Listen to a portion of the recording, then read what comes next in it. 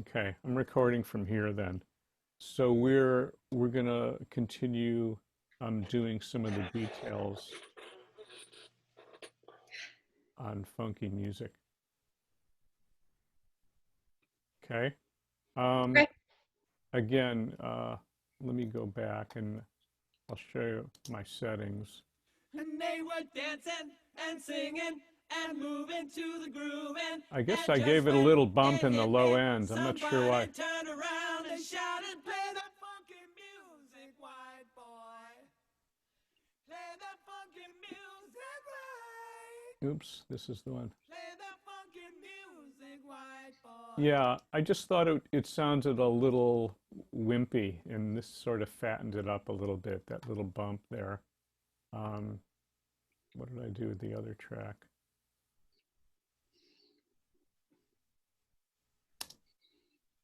And they were dancing and singing and moving Not to sure the why I groove. did that cut And there. just when it hit me, somebody turned But again, around I'm and giving a little shouted, "Play bit, the funky music, white boy.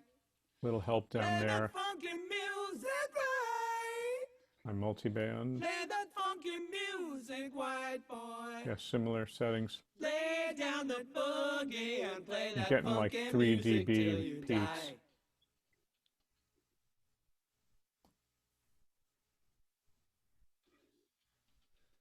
They shouted, "Play that funky music." So I don't know if we just have this. And they were dead. Oops, let me turn off my loop. I gotta fix this. They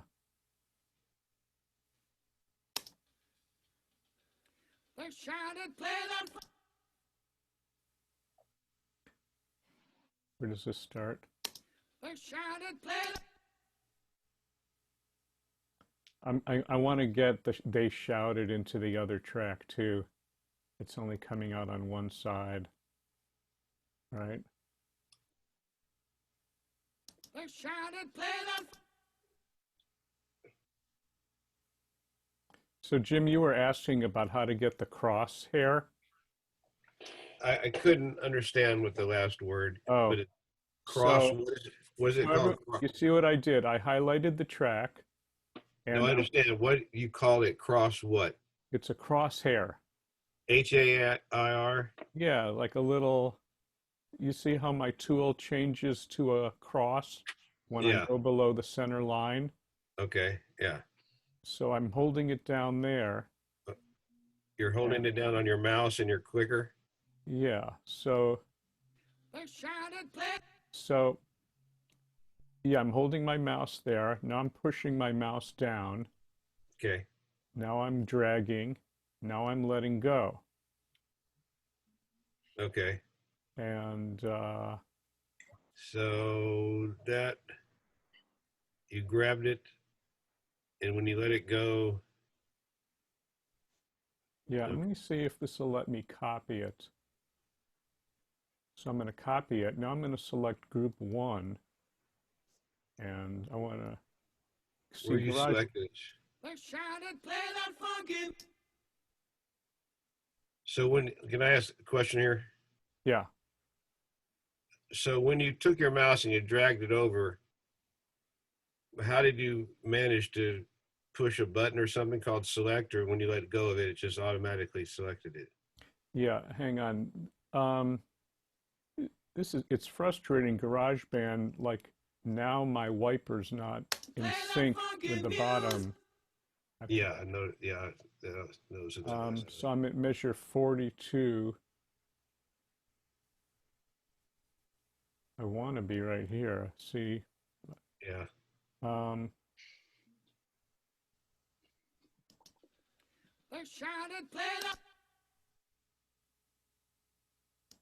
They shouted, "Play." let me do this a little better way. I'm going to use the split regions at playhead, and I want to select this little phrase. So again, I'm isolating. Oops, I got it. I didn't select the waveform. So that's Command T, right? Yeah. So this, I do, it's a little easier if you select the last one first and then the first one last, like I just did, because now I highlight this and I can copy it. Okay, how did you highlight it? I just clicked on it and it Okay. like that one's highlighted. Now this one's highlighted. Okay. And so I'm going to copy this one and I'm doing this because now I know when I select group one,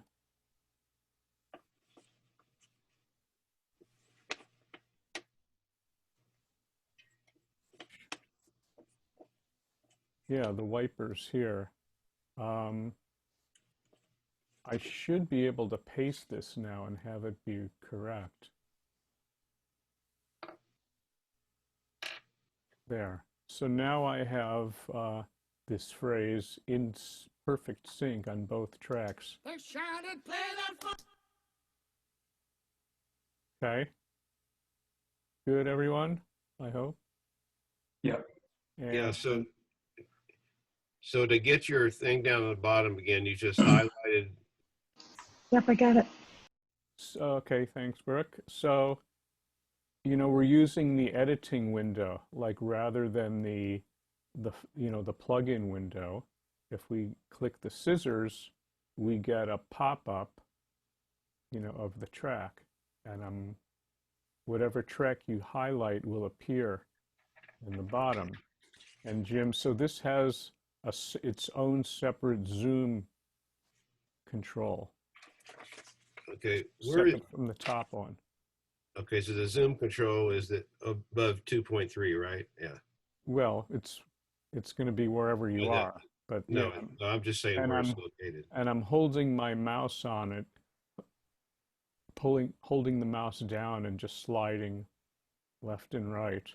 Okay, I see There's that. probably a keyboard shortcut for that too, but Okay, so when you get to a section that you want to on the lower on the highlighted bass track on the bottom, you have to mark it on each side before you use the zoom control to get that to stretch that section. Follow what I'm saying? no, why are you talking about the bass? What do you mean? Okay, well, you haven't got anything on the screen right now, so I don't? on the bottom section is just a blue line. Green line. Okay, there you go. So let's go at Oh yeah. let's go at So 28. Okay. Say I wanted to stretch the section at 28. Okay, to you make need it to zoom wider. in. Okay, when you say zoom in, what does that mean? Zoom. A zoom is when you like on a video. It's a video or No, I know film what zoom in, but how do you get that section at? I want you right now to stretch the section at 28. like that.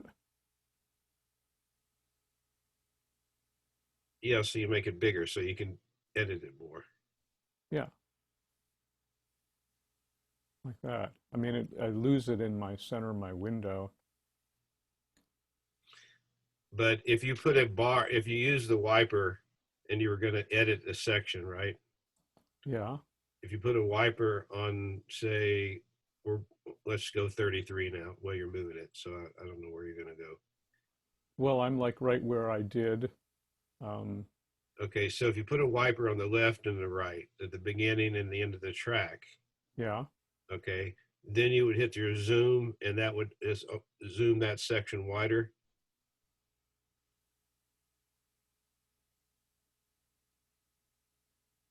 Yeah. Actually, it always, I don't know, it just changed. Um, it's not that logical the way it does it, I guess. I'm super zoomed in now down to the sample level. You follow what I'm saying though, right? Not really. I mean, Okay, like I want to paste something into 34 right now. yeah. Okay. 34 is squished. I want to make 34 wider, just that section wider. Nothing else, just the section wider. Like you, I mean, do you see what I'm doing? I do see what you're doing. Aren't I doing what you want to do? No, because you've done it before with an I'm edit. making, Okay, I'm not making it clear. Like if you wanted a really fine edit into 34, yeah, what would you do right now? I would, I would zoom in on it. And well, let me get my wiper so it's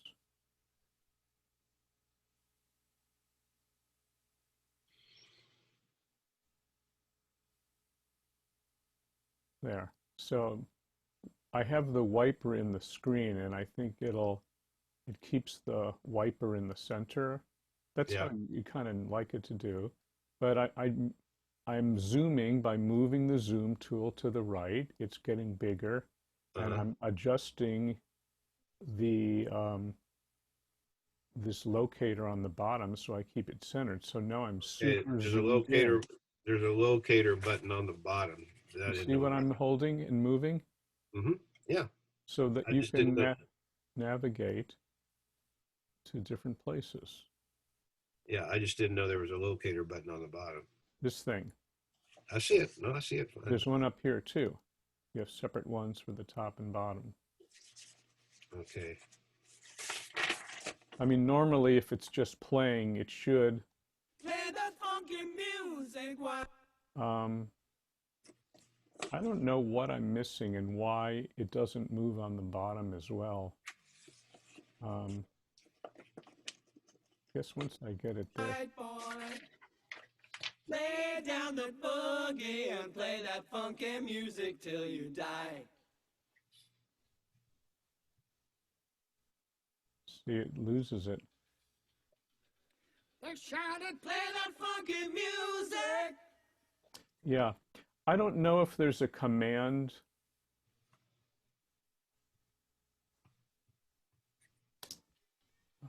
Play that funky There we go. music.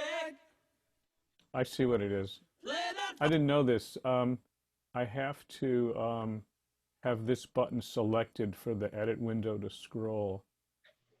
And what is, I don't even know what this one does. Ooh, I don't know what I just did. Anyway, um,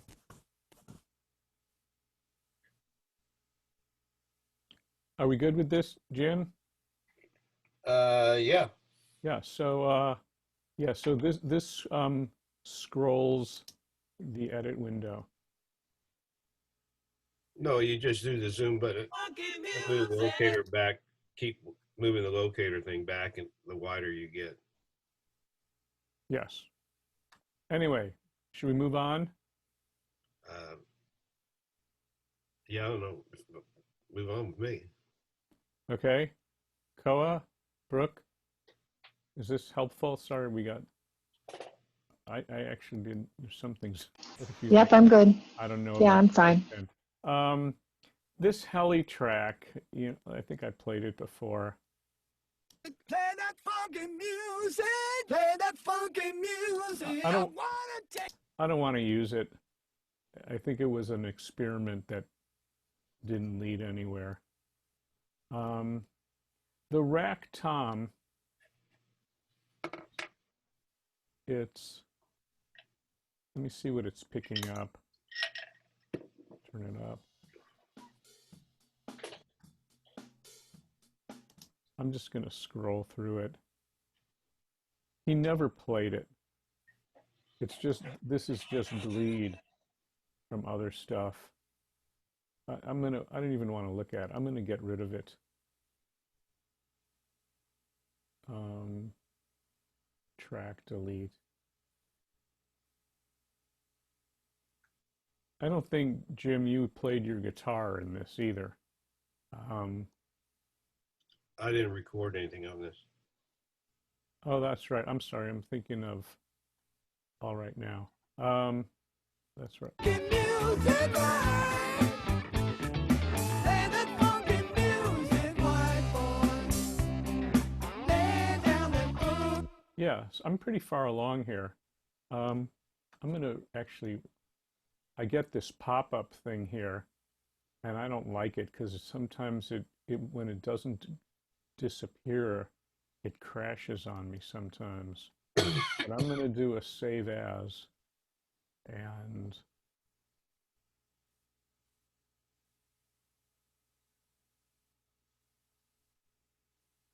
boy, this is sluggish. I'm going to, this is April 17th.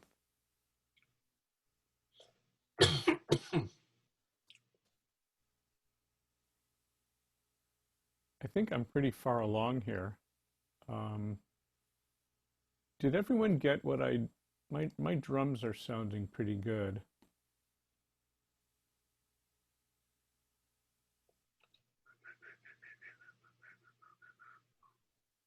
Okay, cool.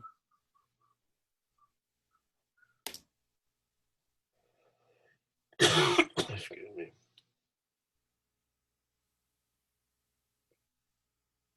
Boy, this is sluggish. I have a lot of stuff open on my computer. It's probably not helping any.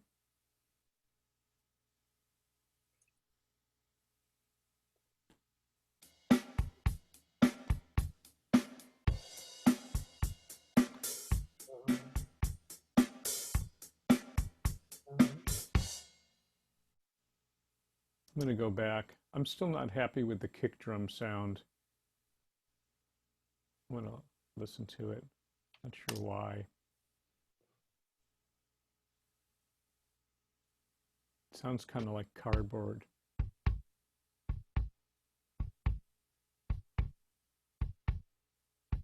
Have you got any echo on that or reverb?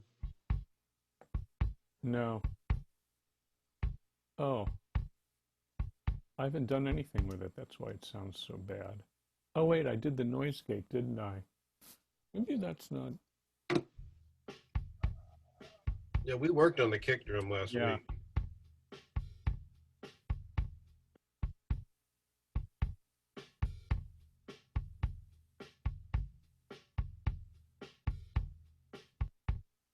You know what? The noise gate is not good. It's not opening fast enough. And there's no adjustment for that in GarageBand.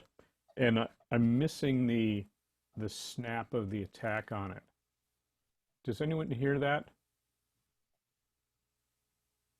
I don't know if it's like listen to the sound, and I'll put the noise gate on.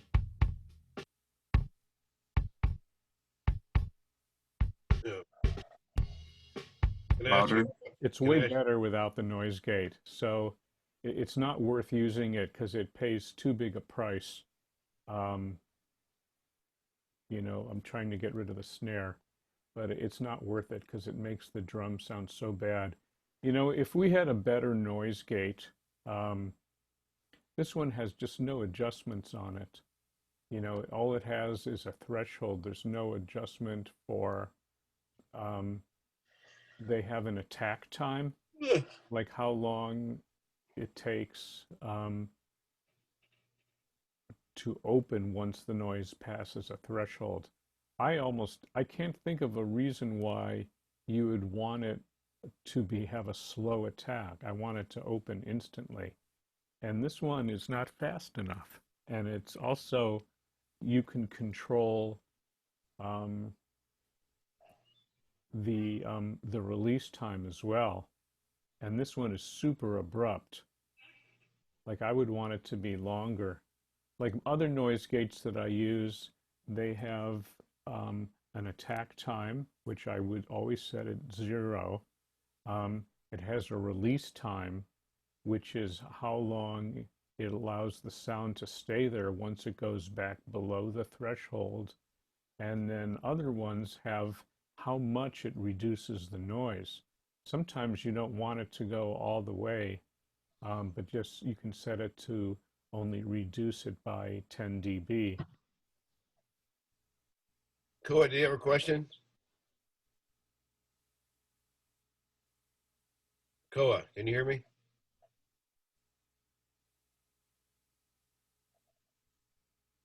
Joe, can you hear me? I can hear you. Oh, yeah. Let me ask you a question. If you put like on the noise gate that's in GarageBand, because I might have done this because I can't remember what I did now. So if you do the kick drum and you got the EQ set to where it sounds reasonably good, if you put an effect on it, reverb or whatever, probably reverb a little bit. So when the echo of the reverb on the kick drum and then a noise gate, you would shut it off. You know what I'm saying? Yeah, Like, well, would this noise gate and this GarageBand do that? the noise gate in GarageBand is going to um, open as fast as it can, which I think we can see that it's really not that fast because we're missing the attack on the kick drum. And then it's going to close it abruptly as soon as the sound level goes below the threshold that triggers the gate. But Does that make sense? yeah, you understand what I'm trying to say, though, right? Maybe not. Okay, so if you take the kick drum where it goes boom, and Yeah. you add reverb to it, it'll go boom, boom, boom. Well, let me try it. I mean, it'll.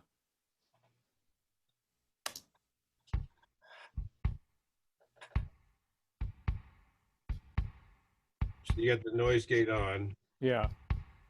okay, and then adjust the noise gate. The only way you can go to noise gate, leave it on, the reverb on. Yeah. Now go to the noise gate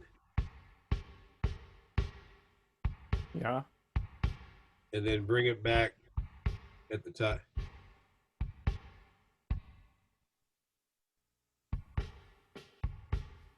So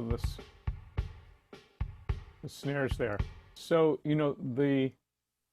Okay. anyway, I don't like the noise gate. But, if for those of you, if you want to keep using GarageBand, I suggest that like you buy some better plugins. Like you can get the Waves Gold bundle now for, I don't know, $50. And it has so much good stuff. And like once you buy these third party ones like on audio units, like you'll see I have the Waves bundle there, and look at all, and everything that I own shows up here. So I have really good plugins, and the Waves bundle will give you, really nice gates. Is the Waves bundle exclusive to GarageBand? No, it'll work. It's in my audio units. It works with any audio application I have. Oh, okay. But they make a musician's bundle too. That's really, that's not expensive. And really the plugins are like more valuable than the host.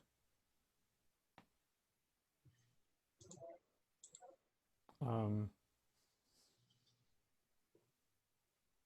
Oh, okay. I actually have this program on my computer. which one? Waves Max Audio, but it's just like a small program. Oh, I don't know what that is. Does it have plugins? No, but I can show you real quick. How do I do this? Oh, share screen.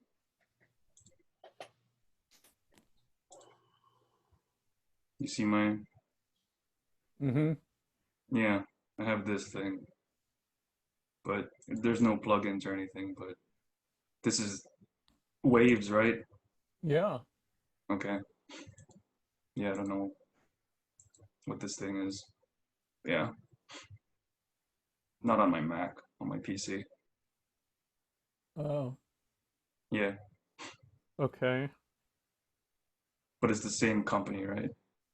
Yeah, that's their logo. Okay, that's cool. Okay. So, uh, I guess I'm done with funky music pretty much. I can check it. Did Um, you adjust Did you work on your kick drum like you were going to do? Oh, actually, let me go back to the kick drum. Sorry, I got sidetracked. Uh,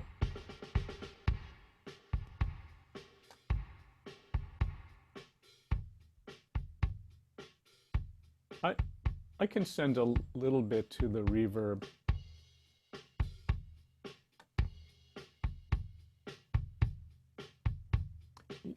Yeah, actually, I like a little more bottom in it too. Listen, that's not I've good. got what I've got on my screen right now is all right now.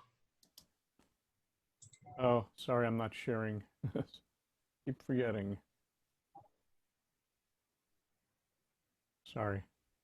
Remind me when I do that.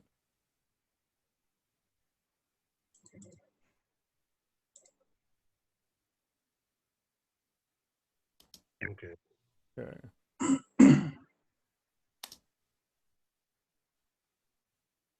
I'm at the end.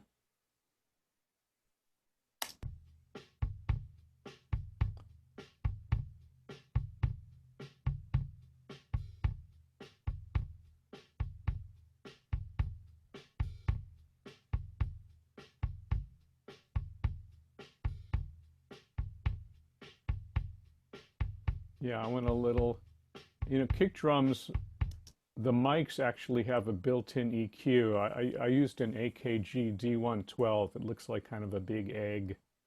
And it has a built-in EQ that's actually kind of like this, but I'm giving it a little more. This is not a good sounding kick drum. I mean, I should have taken more time on it. Um, but it, Now you're back to all oh, right sorry. now. Sorry, hit the wrong thing.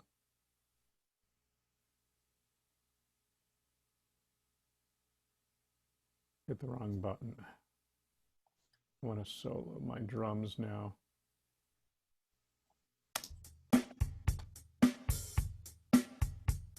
That's pretty good, really.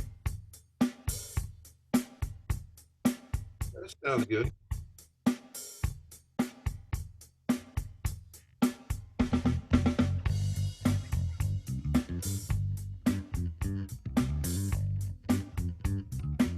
So I like the effect on the snare. I have this platinum verb, and actually the platinum verb won't doesn't give me a very short time. I'd actually like to go below half a second. I might try another one. I'm not that familiar with these reverbs.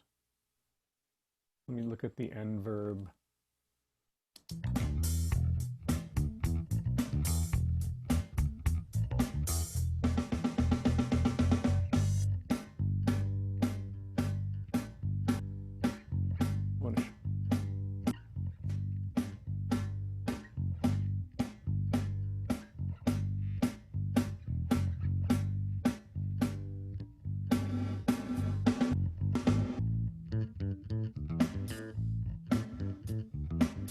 Oh, I like this one.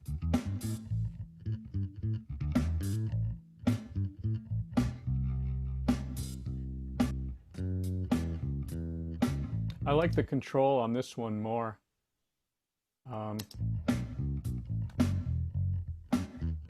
Yeah, that's a good sounding effect. Rewind. So that's my drums.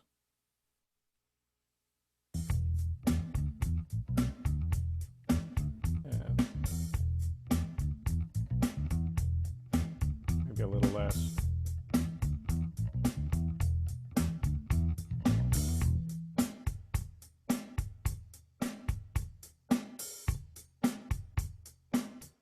Turn around and shout and play that funky music. Why? So, I think I'm pretty much done. Tweak the mix a little bit.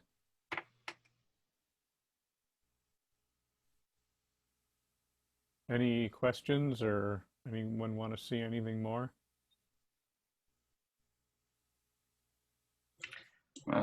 I think I'm good. Okay. Uh,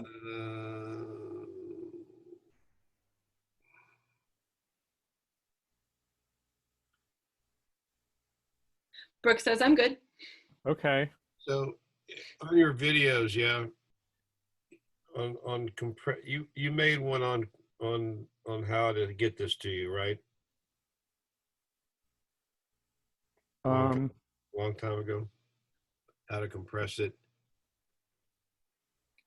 and send it to you. I don't know. I'll do that now, and if you want, in just a minute. You want me to do that? I just know I thought you had a separate video on it. I'm pretty sure I do.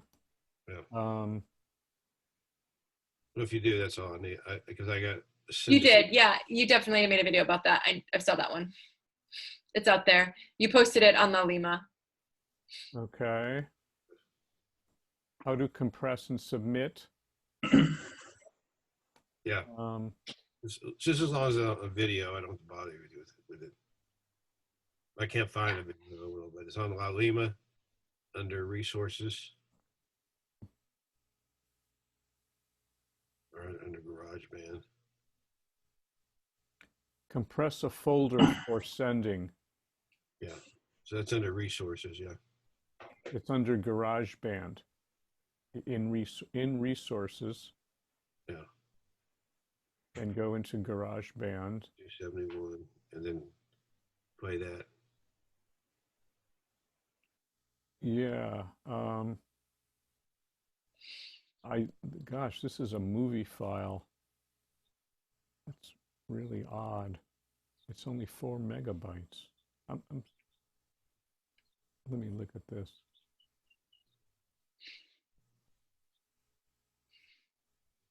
That's weird.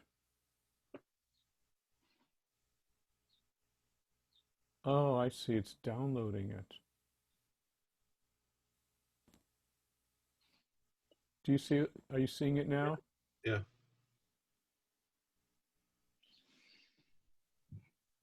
So weird that it's so small.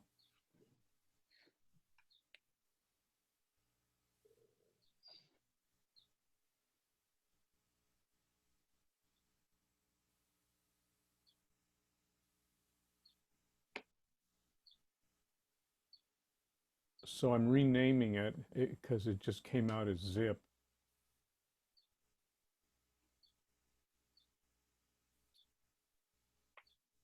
What am I doing?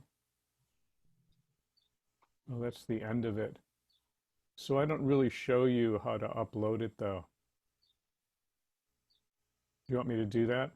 I just want a video on how, like we say we finished funky music, Okay. that, and I want to send it to you. And you showed us probably at least 3 times, Okay. but it's easier for me on a video. Like, I'll make a specific video for that, but I like mean, it's real short. It would be a short video, I'm sure, but it just, when we're ready to submit a project, it's good.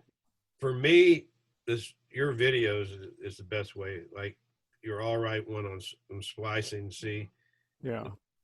Okay. I just didn't keep going back and forth and seeing what I was doing wrong instead of. Right. Let me just yeah, so this is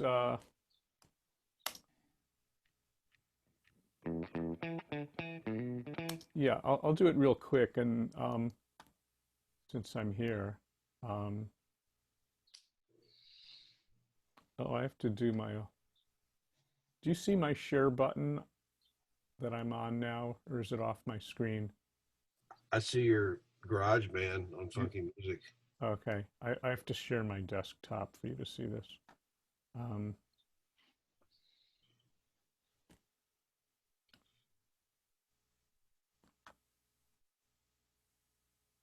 let me do my desktop.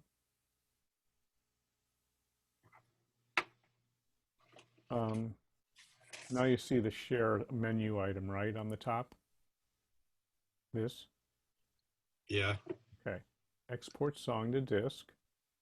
Wait a second. Share. See, I just can't write this fast. Well, I'm going to make a video of it. Okay, so I will write it down. Yeah. Do you want me to I'll make a separate video, okay, and put it up Yeah. on these steps. Because this is, you're going to have to look through all this. And I don't think the Zoom quality is as good as what I get when I do it through QuickTime on my Mac. Yeah, if you just make a video and do Okay, it, it'd be great for I me. will. The only thing I can't do too well is on, you're seeing La Lima now, Yeah. is, you know, when you submit this through the assignments, you're going to go to Funky Music and I'm going to see if view this as a student. And when you click on this, now you'll get this section where you know, you can type in here, you know, Joel, here's funky music or something. Hmm. But then you choose file, and I forget where I put this in GarageBand Spring. Yeah, actually, I don't know where I did it, but if I was going to submit an all right now, I'd just highlight that and click open. It doesn't do it because I don't think, Okay, just well, because I mean, I'm, your but video shows it. and then just click submit. Yeah. That's it. Um, so I'm not sure what more to show you on funky music, um, but I'm not sure I did one on setting up all right now. And that one is different because you have to drag the tracks in. You want me to go over that real quick? I think I will because I'm hoping you get to that this Yeah. week. Okay. So Okay. let me share my screen again. So let me exit student view.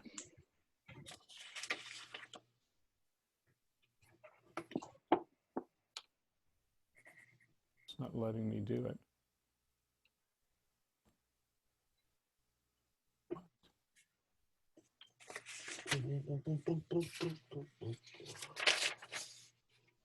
There we go. I'm going to close this funky music.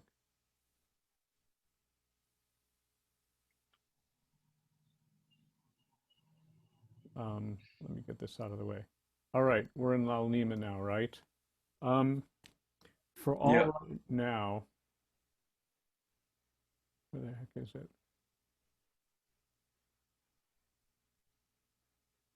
Oh, I have to open this up a little better.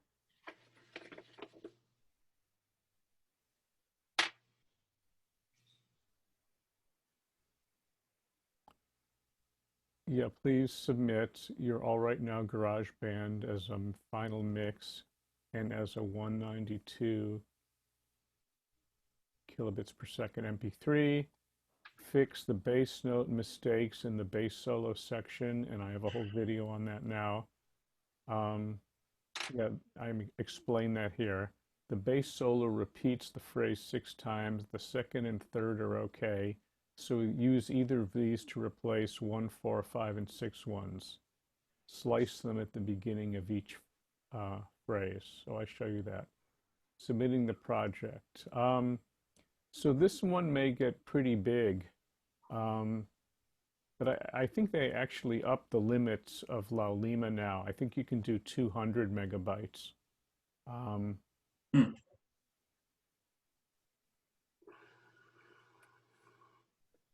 Yeah, and then I just say use the compress. You can add your MP3. I'm gonna add some details to this. But on this one, I'll update that a little bit. But to get to the project, it's in Resources, GarageBand 271, and where am I? All Right Now. So this is pretty simple. This is the only thing in it. And this is a folder that contains the MP3 files.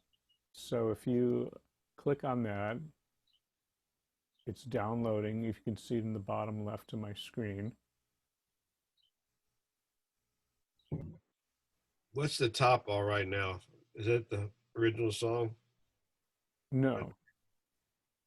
Um, it's the folder. And I don't know why it won't let me collapse it. Okay. Um, Just we don't need to know about it. it's a folder. It's the folder that All Right Now and the MP3 files are in. Okay.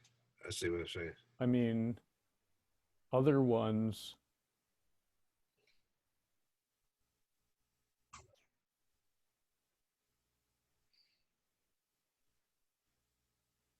other ones like this, like that's the folder for funky music, and these are the files that are in it. Yeah. No, I understand now. Yeah, okay, I just have that. So anyway, I've downloaded um, the zipped folder. So there's a couple ways to go to your downloads folder. I'm in Chrome, as a browser, and you can get to it under here, and that would be the downloads. But in general, on your Mac, just click on your desktop, and under the Go menu, there's going to be downloads, and this will open up. Mine's hiding on my other monitor. I'll bring it in. So it's going to open this window. And here it already, mine unzipped it for me. This is what I downloaded, and this unzips it. Like I could do it again. So it expands it. Now I've downloaded this like 5 times. Okay, like this was my first one. I have so many. I want to get rid of some of these. It's just taking up all this space on my hard drive. These are all just copies. I'm trashing these. So now inside this folder, I'm going to double click it to open it. So I'm in list view, and I suggest you make this small because you're going to want to have room to view the GarageBand.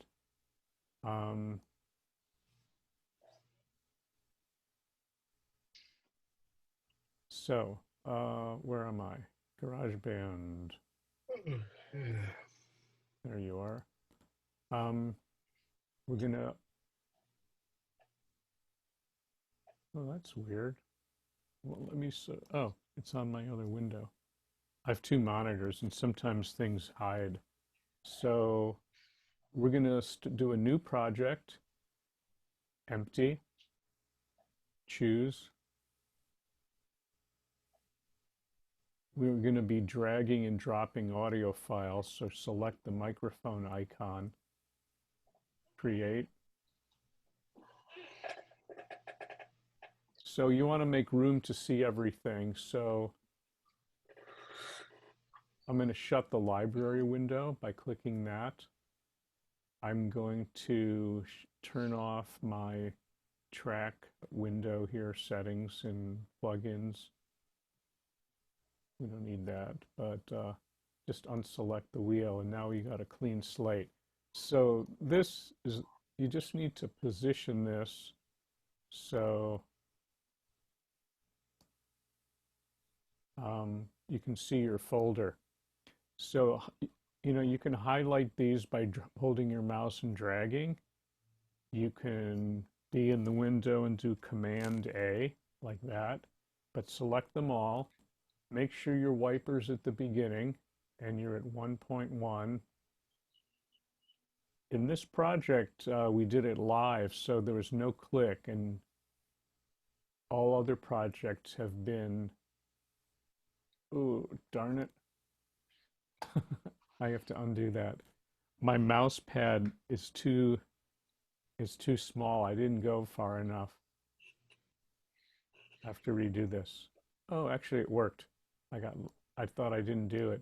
But if you don't drag it all the way to 1, they're going to end up being, somewhere to the right. But the important thing is they have to all start at the same time. So it's going to calculate the waveforms. Um,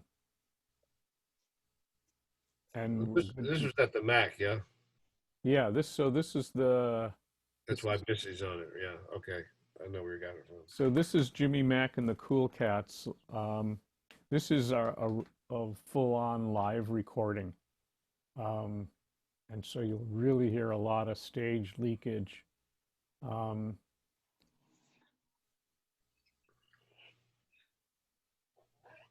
it's probably good to organize your tracks too.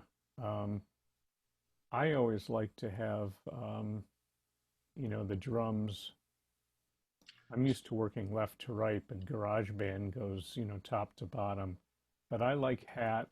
Let me step in here. So you just put your mouse on a track and dragged it and held it down and Yeah, I'm holding it down and you can put it wherever you want. thank you. I'm sorry about that. And so I like to do hat, kick for channel 2, snare, overhead.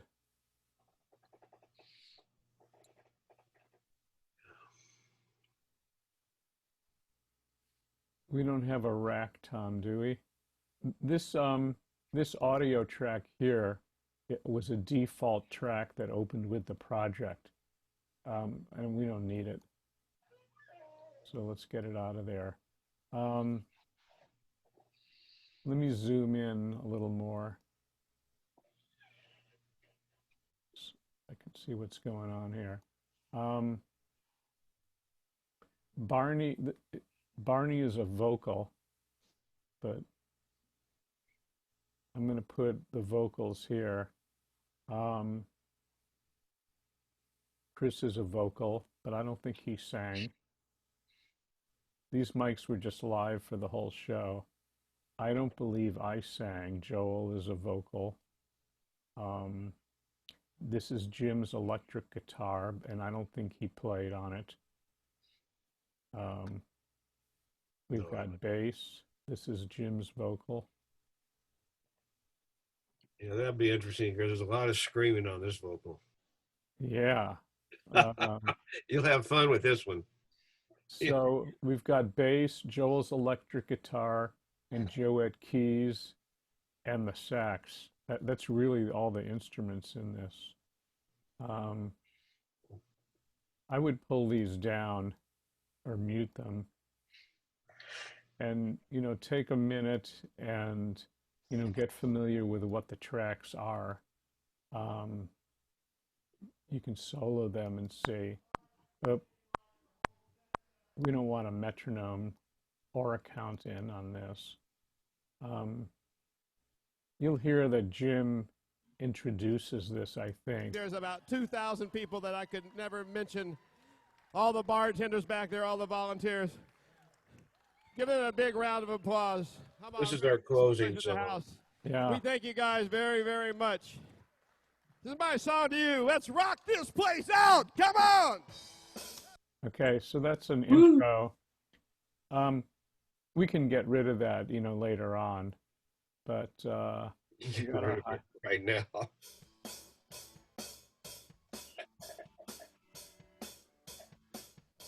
so there's our hat, kick drum.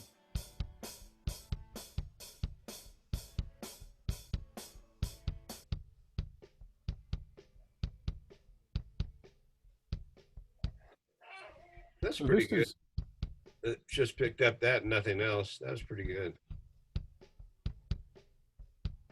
yeah. A little bit. Yeah, kick drums generally are pretty isolated.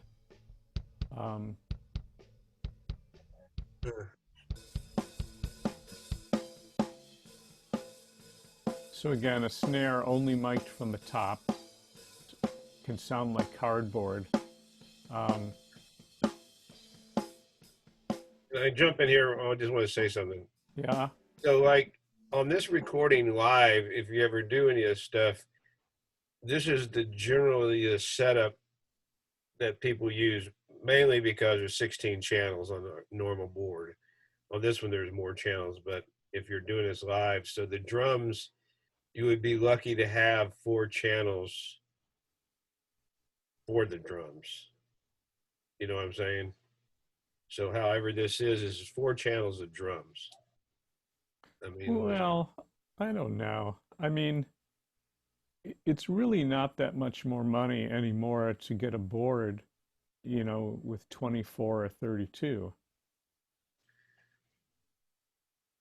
yeah, it just seems like wherever we've played live, this has generally been the setup on the drums. It's true, and actually, I mean, it's a little unfortunate. But I think like when we've done shows with like bigger sound companies, where they put a mic on each tom tom, Yeah, I but mean, that doesn't happen too often. well, I mean, look at any show you a good, let me call it a real concert, like at the Mac. They're going to have a mic on every drum, That's true. and um, they'll have a mic on the bot. They should have a mic on the bottom of the snare. Um, there's, places will put a mic on the front head of the kick drum, and then some of them, like Yamaha makes, um, it's like a separate drum head that resonates a low frequency. It's like a sub that comes off the drum. I mean, so you know, uh, drums can really sound fabulous live, but it takes a Yeah. little work. It takes a good tuned kit and proper damping and This the right kick drum, this types. just for everybody knows, this kick drum mic is inside the kick drum through a hole that's laying on a pillow. Yeah. Just FYI, so you know where it is if you ever do a show. Wow. But Okay. it's not ideal. No. Um, when I mic a snare drum in my studio, like a rock style snare, as opposed to a jazz one, excuse me, sorry, where you mic the whole head. Um, I stick the microphone on a boom through the hole, and I adjust the distance from the beater. Gosh, sorry, I'm losing my voice. I mean, you take a break for a minute. um, I adjust the distance of the mic from the beater, by how far the arm goes in. And you can really control the sound. Um, I don't think this kick drum sounds as good as it could. Um, I think more time could have been taken, in the placement of it. Um, let me go back to this. Um,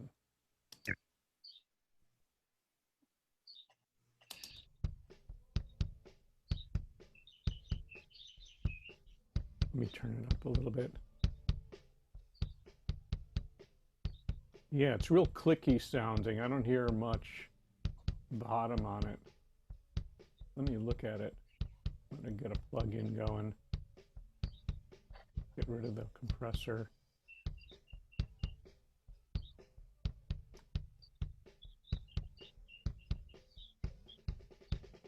Yeah, I don't think it sounds good. Oops, I meant to do the yellow one. Yeah, yeah, it really needs a lot of bottom end, I think.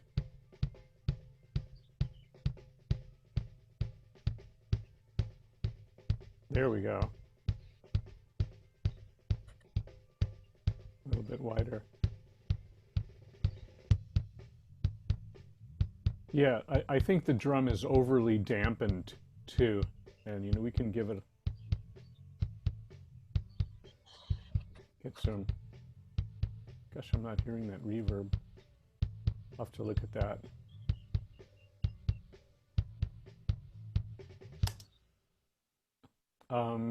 But anyway, I don't know if I'll EQ everything now. No, the point being I was making for everybody else was that if they're recording, if they ever get in a position where they're recording live, it's just good to know where to set the mics and how that all works. You guys may never get in that situation, but since this is recorded live, it's good to know where to set the mics and why to get less bleed through. Right. You know that Mhm. you know it's like his vocal mic. I can promise you picks up the snare drum, and you just can't separate the two without turning the vocal mic of the drummer off. Well, let's see. So Chris is the, Hmm. There's no way to separate it at all. It bleeds through the snare drum bleeds through a vocal mic. this is the drummer's vocal mic. Let's,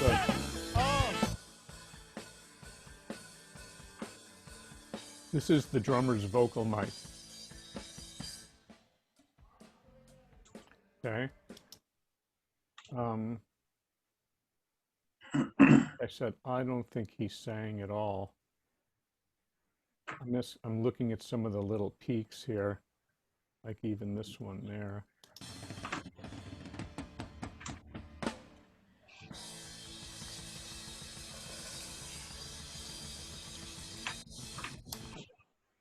But, you know, sometimes these ambient mics picking up stuff can actually add to the sound.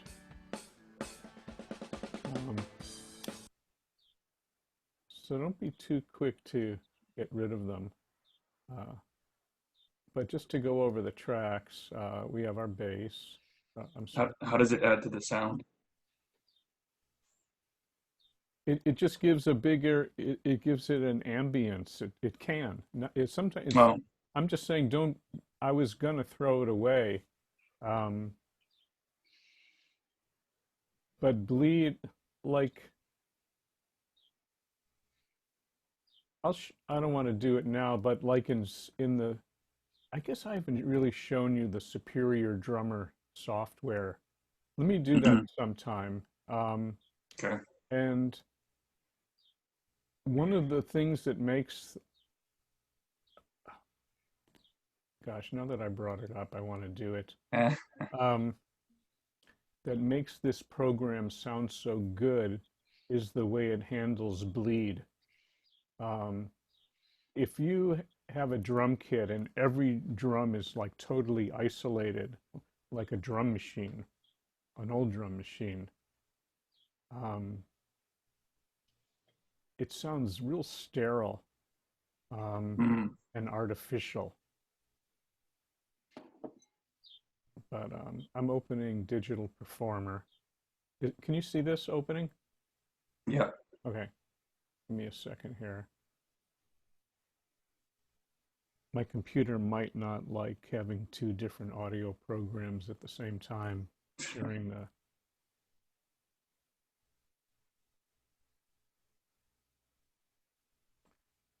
But let me file new. I have some templates. This one Robbie I use for a songwriter I work with. And let me get out of this. I'm going to do a new folder. I'll call it Show Soup Drummer. I don't need a title. So on the drums that you do in your studio in school, how many mics you usually use on those? I have never recorded drums there in that studio. Oh, I thought you did James one time. Oh, that's right, I did. Um, Or how would you do it then if you didn't? How many mics would you use in your studio there, you think? I would use two overheads, a mic on every drum. I'm sometimes, yeah, a mic on every drum. I mic the bottom of the snare and two overheads. When you mic the hi-hat? Yes, and the hi-hat. So the cymbals, you just do it from the overhead, yeah? Yes. Okay. If I had a song like a jazz song, I might, and that was using like a lot of ride cymbal, I might mic that separately, but I have no shortage of channels, at the college. Yeah. So, No, I can see your point because you definitely need to hear the ride and the jazz. um, actually, I want to record, I have a newer version of Superior Drummer than this. See if it'll let me do this.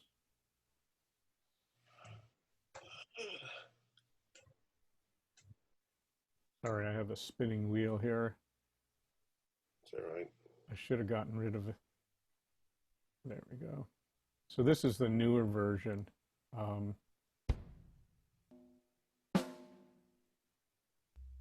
But if you go to the mixing board here, it has bleed level adjustments for every track. And it's one of the things that makes it sound so good, I think. Let me just pick a pattern here.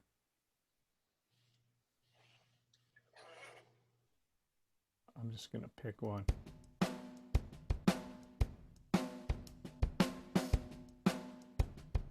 So, I mean, compare the sound of this to what you just heard and what we've been hearing. I mean, this sounds, I think, really good.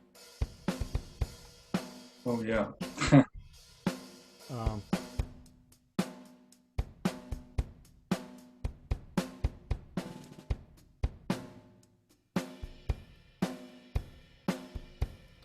yeah, so this has lots of different patterns.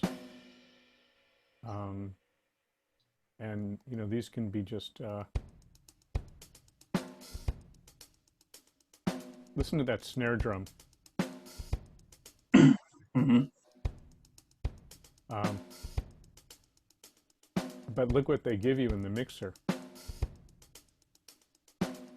For the snare, we've got snare top and snare bottom. For the kick,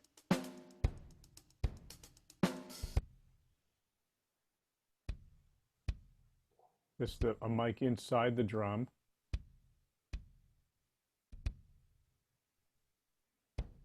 A mic outside the drum.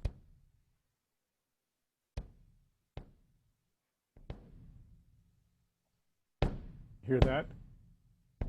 That's the front head of a kick drum. That's outside. Yeah. And this is the one inside.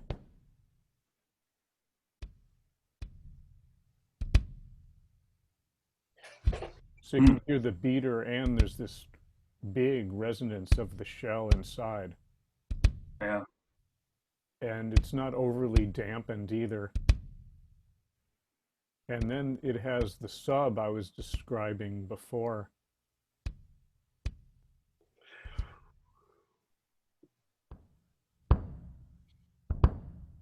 So this is like an extra head, that really resonates outside of the drum.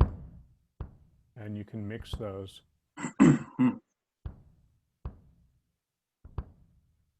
But, and then this, again, the snare.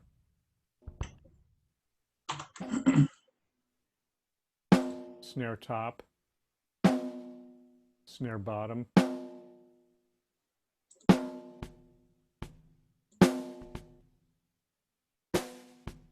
See, Interesting. like here you can hear the bleed of the kick drum. You see what I mean? Yeah. No. Like the airy sound. No. Oh.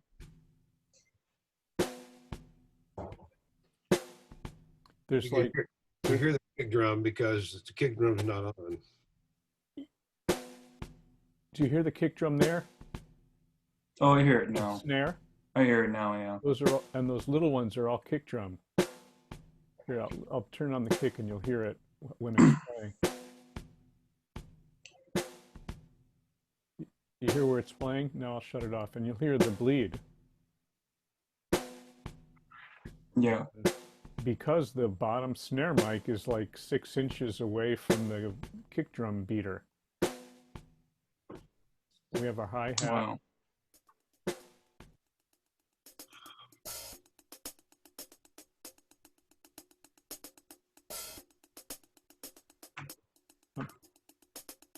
But Yo. anyway,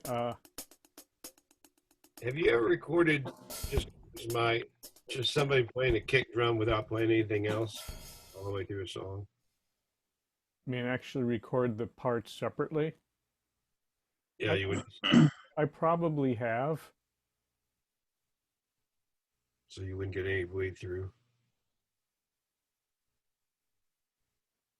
I probably have. I just wondered if that. But I guess I'm trying to say that bleed is not a bad thing necessarily.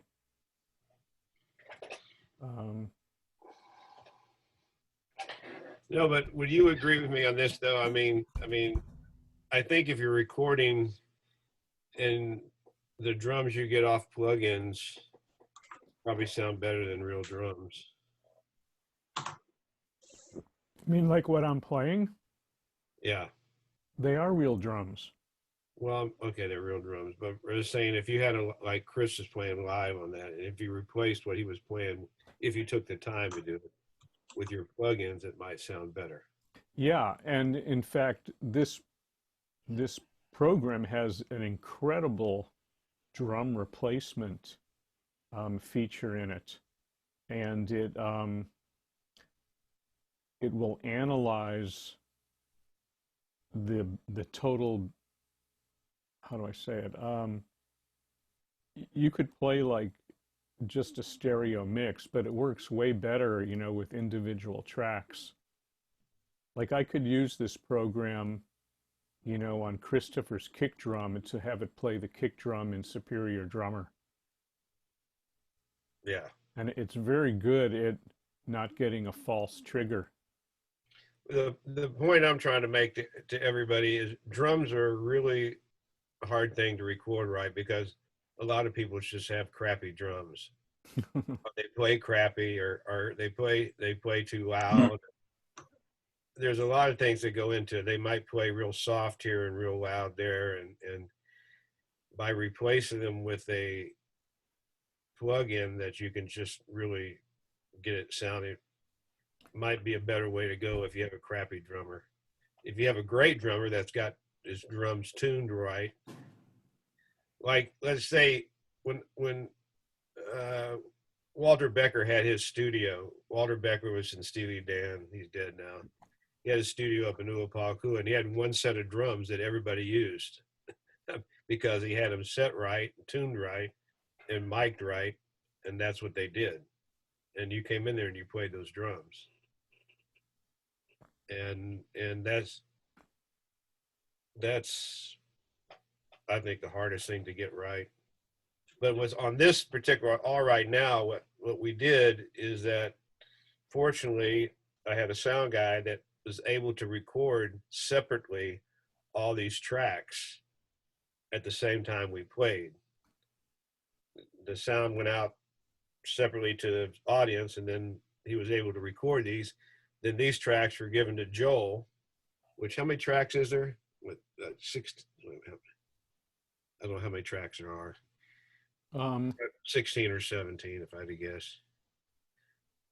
So Joe took him back to his studio, and he could work on each individual track to make it sound as good 22. as 22. Wow. And that's the way it was. They make boards. You can do that. A long time ago, let's say in 1991, when we tried to do it, you had to have a splitter snake. And then like you have to go outside and record the band where you couldn't hear the band only on your headphones and stuff. But now they have recording boards that it's just phenomenal what we did. We really got lucky this night. That's all I can tell you. Uh, Extremely lucky.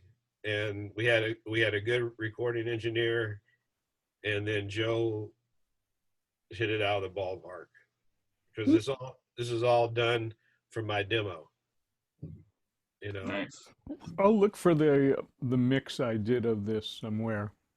Yeah, because a lot of demos you do for bands, and I'm not trying to get off track here, but a lot of bands just lip sync to whatever recording that you see in demo videos, because it takes too long.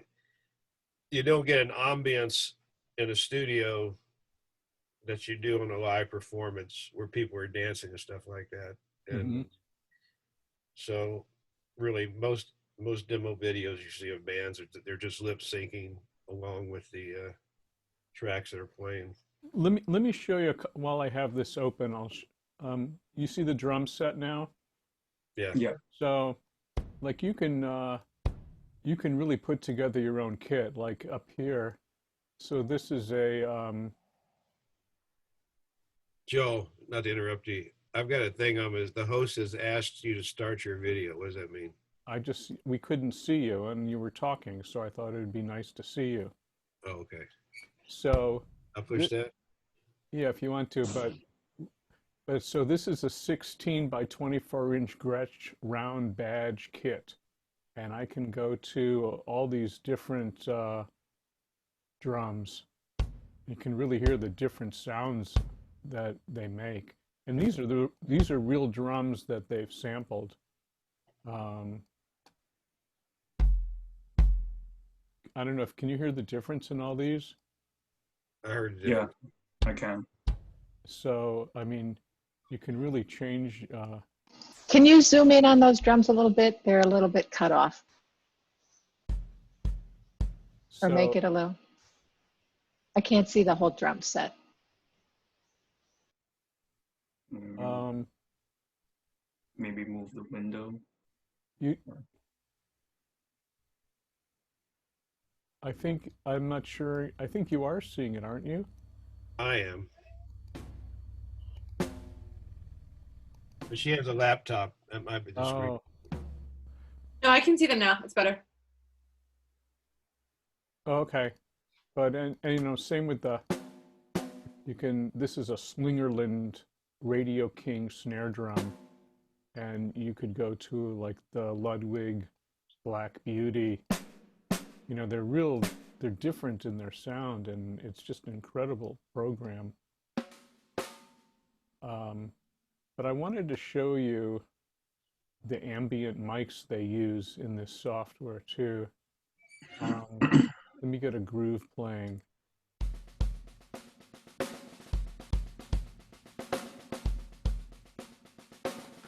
I'll turn it up. Like, this is the regular overhead here.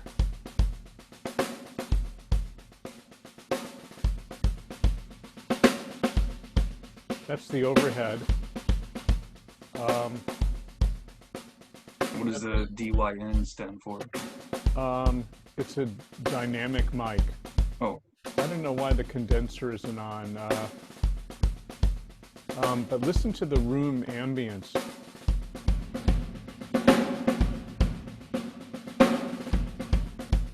I mean, it's great.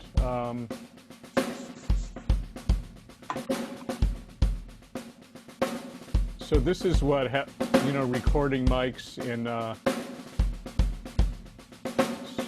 Stop it, you. You know, in a great studio do. To the sound. versus live. So, I mean, in a sense, this is bleed of the whole room, picking up the kit. Okay. In concerts, I mean, if they have mics out in the audience, and when they mix those in, if done right, it really adds a lot to the sound. But like on live performance, and this, I mean, not to get off track here, but on drums, I got real lucky to see one of the best drummers I've ever heard. And his name is Todd Shusherman. He plays in Styx, and we were opening, or I was there anyway. I was there just to mix his drums on that live venue. Was about an hour and a half Okay. of, of, Wow. of just getting every mic the way his sound tech liked it. I mean, he was playing the drums. I mean, just nothing else, just the drums, just to get them mixed exactly. And they did a hell of a job. I'll tell you that. Yeah, well, he has a Yeah. certain way of setting the mics and stuff. Yeah, as far as tuning, because it's not his drums; they're rented drums.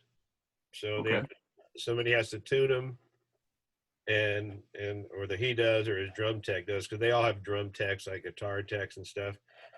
But then each drum, I mean, I've just never been in a sound check, and I've been in a lot of sound checks that took that much time on drums. It could have been longer than an hour and a half. It really, it was just hitting like bomb, bomb, bomb, bomb, and then some rolls and stuff, the cymbals and the overheads and stuff. And that's how, like Joe was saying, that's how, if you really want to get it right, that's what it takes. I mean, Mhm. I've gone in some places where we've done the drums in 5 minutes. Okay, good. Yeah. Yeah, and but this to show you the difference in, and I'm just talking about live stuff now. I'm taking Joel's time. Sorry. No, it's okay. Yeah. I mean, I I saw Phil Collins last fall or when was that? Anyway, in Washington D.C. And man, I mean, he's known for actually he didn't even play drums anymore, but just yeah, they take hours at it. Anyways, that's Superior Drummer, and this is what drums can be when you use all these mics.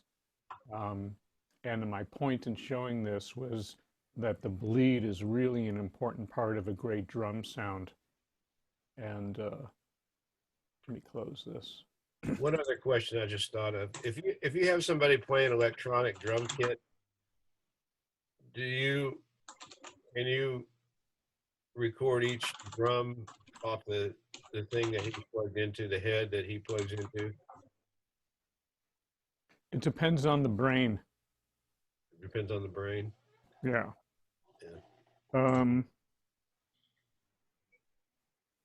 like the way this program works is they go into the studio and I'll put up a link to, there's a really great video on how they make the program. Um, I was just about to ask a question about that. um, hang on, let me get out of this.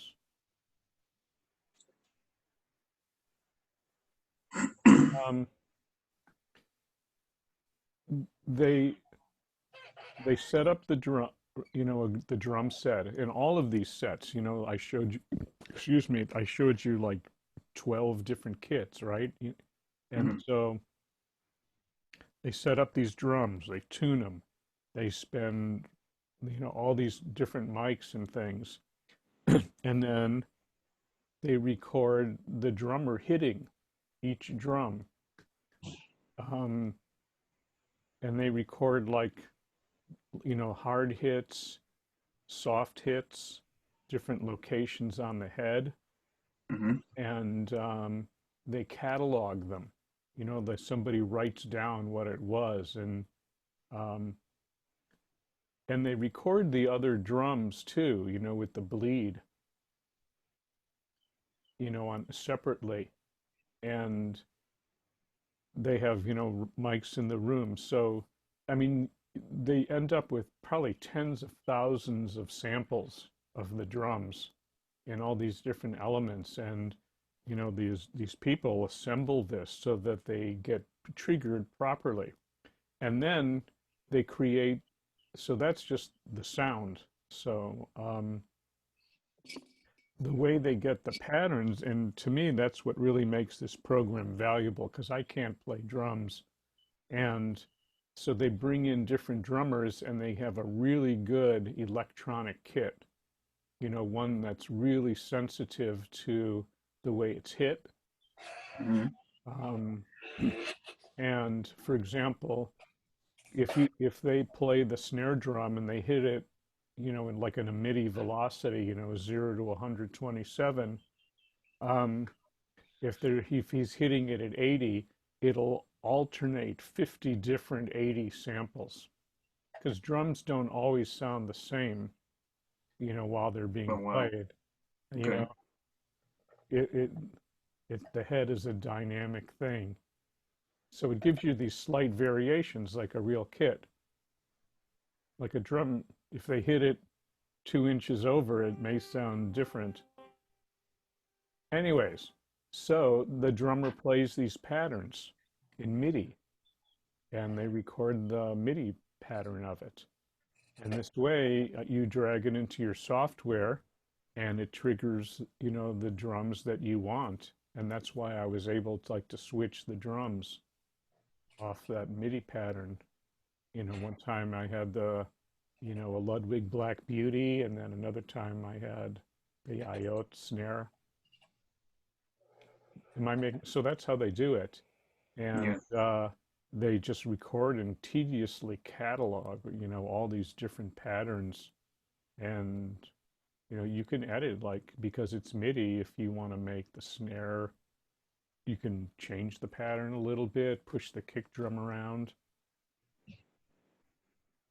But in a lot of recordings that you've done with different bands, you've replaced the drums or drum part of the drums, haven't you? Say that again? And a lot of people that have come in your studio and recorded drums, you've had to fix a lot of stuff with plugins, haven't you? Wait, Koa, you're sending it. Yeah. Is my question related to what you're saying? Yeah, it's just like you come in like a band comes in to Joel's studio, and the drummer's crappy. I mean, Wait, Koa's asking another question. When you buy the software, you buy the rights to use it. yeah. Oh, okay. Koa's that? Yeah, Yeah. yeah, you have, yes. Okay. Yeah, you don't owe him anything. So Interesting. instead of spending 3 days trying to make a bad drummer sound good, you just replace the drummer with these plugins. Once you learn how to you do it Oh, with Yeah, if I'll look for I'm sure that TuneTrack, the company that makes this, has some demos of, promo videos of using them for drum replacement. But hmm. I don't want to take the time to look for that now. no, it's just Okay. kind of a point I was trying to make. Okay. That makes Like, sense. if you're in a studio, if you're running your own studio like Joe does, he has to make a decision somewhere down the line whether he's going to spend 10 hours making bad drums sound good, or spend 1 hour and replace all the drums on one. This Oh is just one gosh. song. This is not on the Huh? whole album. And I guess the drummer that played could tell, but a lot of times nobody else could. They just say, "Hey, that sounds great." Oh. If you're interested in this, I'll look into replacing the drums on All Right Now with Superior Drummer. Yeah. Well, I tried to figure a plug-in to replace my voice, but we haven't done that yet. eh. Well, they have a lot of stuff on voices now. Gosh, I need to take just a minute break, okay? I'm just really losing my voice. Okay. Like make a cup of tea or something. Cool. Have you ever seen a thing on? Can we they take play on- 5 minutes, everyone? Yeah. Yep. All right. It's 11:23. Let me just come back at 11:30, okay? I just got to Okay. take a break. Okay, sure, yeah. Okay. Thanks. Was that you? I was saying they have this thing on Facebook where there's a girl in the vocal booth. Mm. She's singing, and the recording engineer is like going like this, and she thinks it sounds great because he's going like this, and it's like she's a horrible singer, and it shows you how much you have to do. Oh yeah, I think I've seen that. Yeah, it's pretty. Eh. would be funny. Is that kind of accurate, or Yeah. or is he just over No, exaggerating? no, but I mean, a lot of people need auto tune, you Yeah. know, and you know, if you're a vocalist, any vocalist should take vocal lessons, mainly because they're not really vocal lessons, they're exercises that you learn. If you ever Yeah. take vocal lessons, say from my dear sweetheart Joy, that I love to death, that used to be in my band, Mm, probably 3/4 of the class are exercises, and then 1/4 will be working on the song, because it builds up your your vocal. hmm And like you definitely should listen to your vocal, you know, by itself, and you see where your pitch is off and on, and it can be really brutal. Like when I first started the band, there was a guy named here on Maui for years named Don Alton that did hmm everybody's vocal lessons, and he had a different way than Joy does it. Joy, who I think is the best vocal teacher on Maui for sure. Oh, Now, because she has a set program of this guy named Seth Riggs. okay. It's a program that they're just not going, da da da da da da da, like that. Okay. And so she's teaching you a set program that's been proven a long time ago. So you're at least getting that. Because Seth Riggs is, I mean, he's had Barbara Streisand. He was on retainer with Michael Jackson for $1 million a year. hmm And if Michael Jackson was having a problem with a vocal, he would fly to wherever Michael Jackson. Oh, yeah.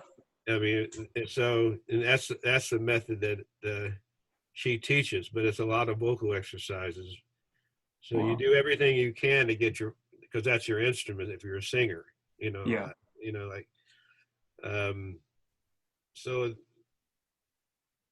that's a lot of work for, there's so many people that have to go into auto tune. You'd be surprised.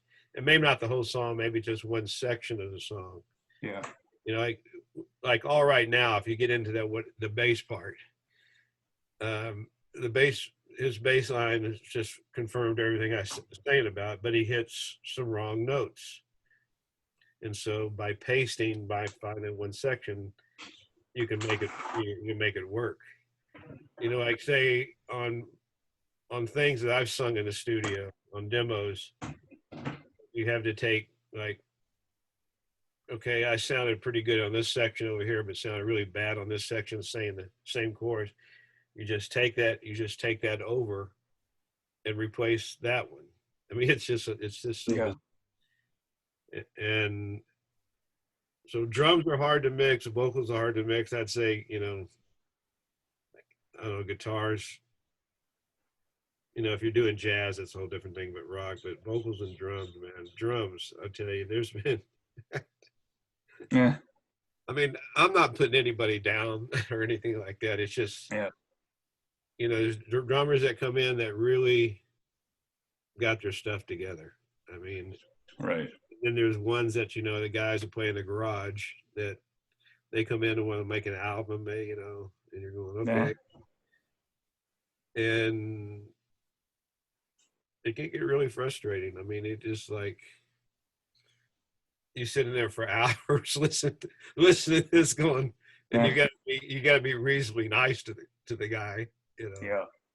and then, like I said, in my lifetime, I've tried to produce one song. That's all. Okay. That's all I've tried to do, is say, I'm going to be a producer. I had this song, and I had Fulton Tashami do it. And so I thought some of the best musicians in to do it. It was bass, drums, Fulton, and something else. I can't remember, keyboards. And none of them listened to the tape before they came in. Oh gosh. After me driving it around, and we got in, and either my communication, which was probably a lot of it, was bad, but after 2 hours I said, we're done. Mm. And I couldn't use any of it. I mean, it Oh was no. wasted 2 hours. Oh. And like what Joel has to do, he has to listen hour upon hour upon hour upon hour upon hour of all this stuff, because that's his living. So he's got to make it work. He can't walk away from it like I did. So that's so you have to get kind of your mind has to get kind of used to that, and sometimes you have great people come in. That's easy to record. Sometimes Mm. you're just going, wow, Did, maybe you should go to another recording studio. did you end up finishing your song that you produced, or? No, no. Oh, It was really with Fulton and the piano, it worked out well. I was trying to make it a bigger production, and then uh, it just it's just I it's just a shame when people don't come in prepared because yeah. one thing about a studio, you don't want to use it as a rehearsal hall. Mm, At X amount of dollars an hour. I mean, you should like when we have rehearsal, I I try to send out parts to everybody on the computer, and then when they come here, you're supposed to know your stuff. And yeah, yeah. when you go into a studio, you should have people that come in that are pretty, that know all about the song that they're trying to do, and instead of saying, "Oh, when we do this or when we do," that should all been worked out. Mm, okay. Anyway, I mean, it's just that I'm just talking for if you're going to make a studio sometime with all the stuff you're learning. Yeah, All that's right, helpful. Joel's back on. Thanks. I'm back. I Yeah, like your microphone though; it works really well. it's not bad. It could be better. Um, Well, it works fine right now. yeah, it's uh, it's a very expensive DPA mic. It's made for like violins, I think, and stuff. Hmm. Um, yeah, it's good because I can. It's good in my piano class because I move around a lot, especially and go between two cameras. But anyways,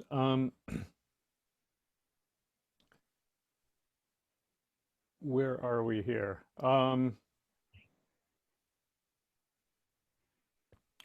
Is there anything else like to cover for today? Well, on all right now, let's get this. So, like this week, you want us to work on what I've already done. It's a cut and splice and get the bass done. Yeah. Well, yeah, I made a special video on that because we haven't really done something to that extent. And I had said that we were gonna do Brown Eyed Girl too. Actually, I said but after getting into it, I changed my mind um, because you're going to be doing something similar in Brown Eyed Girl. Um, to Actually, should I show you the bass thing I'm talking about? Yeah. Yeah, let me do that. And On Brown Eyed Girl, you didn't play the bass, right, Koa? No, it was Josh. So you just have to find the bass that I don't see how you can find something in the song that fixes the bass part and the breakdown, but why do you say that?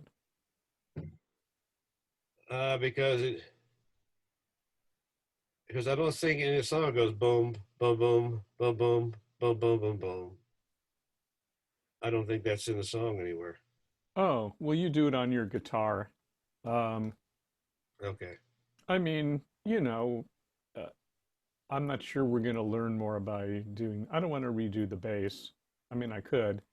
No, I just wondered if you were gonna put that section in yourself. Um, I could, but I think you can really recreate the song. I mean, he Okay. plays a lot of it. The bass just plays a G note, and if you really wanted to, you could just grab G notes and put them together Yeah, you in a could do grid. that. Yeah. Yeah, Hmm. you could do that. No, I mean you could. Oh, I know you could. Yeah, I just thought about that. Yeah. So Okay. really, um, but in Brown Eyed Girl, the middle section is really screwed up. Um, just some parts aren't there, some are in the wrong time, but the total break time is actually correct. But in either case, I did it and I made it work, but it really was tricky. It's way more than all right now. And actually, I was going to show you all right now. So, um, and again, I have a really thorough video that I made. It's called Surgical Editing in GarageBand, and it's all there. Yeah, I got Great. it here. But just to, I'm going to share this.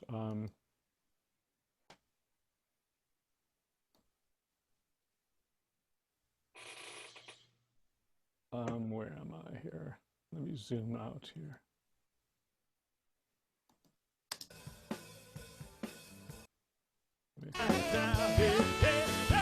Oh, all right, bring it down, bring it down, bring it down. Oh, that's it's right after.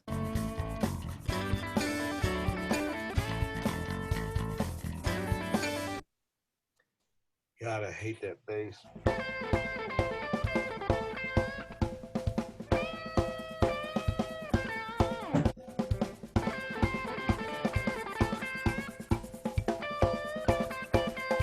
Here's the bass solo.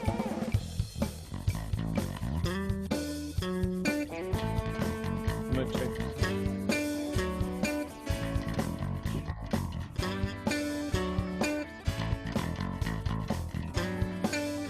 So this part, it repeats 6 times, and he just totally messed it up.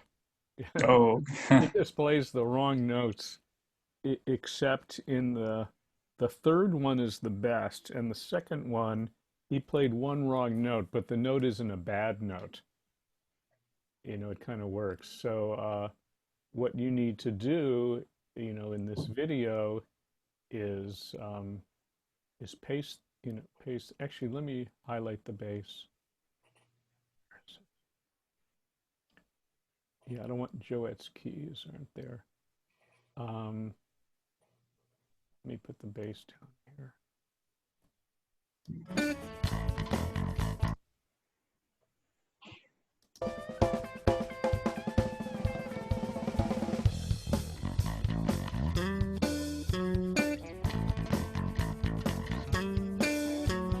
So that one wasn't bad, but he has one wrong note.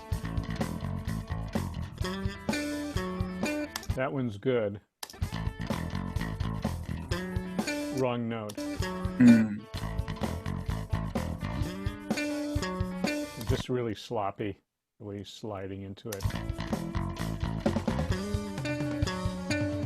Yeah. And the sixth one has to end on this note. And so what we're going to do is you have to slice that up Hmm. and make a good one.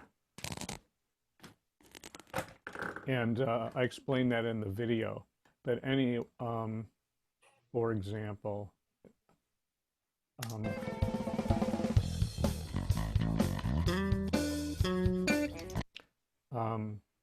you know, you're going to split these. Gosh, I have a wasp in my studio. It's really Oh. Oh. how it got in. Find it. Anyways,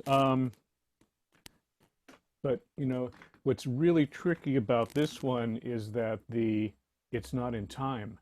You know, the measure lines don't have any meaning. Like in other songs, like where we had the drum beat, like in Brown Eyed Girl, it was easy to take a fill and just drop it in. And as long as it starts on the measure line, it's going to work anywhere in the song. This Mhm. one, you don't have that, and it's a lot trickier. But anyway, that's why I changed my mind and I decided to do this one first. Just FYI, everybody, when you're doing a song, the vocal will be the hardest to do because it's just the way I am at the end of the night trying to get people crazy. And so Mhm. there's not a lot of time spent for a high quality of trying to sing correctly. It's because I'm trying to get people crazy. And Mhm. that's my main focus was not my singing was so Well, so keep that in mind because it won't be easy to do my vocal. Did the it get hardest thing crazy? is, And I haven't even heard it. I'm just telling you. Oh, Even hear it. no, really, the vocal's not hard. I mean, nothing, none of this is hard, really. Well, I But like to fix the EQ on Barney's bass on the low end when I get into it. Try to. yeah, this by the end of the night, yeah.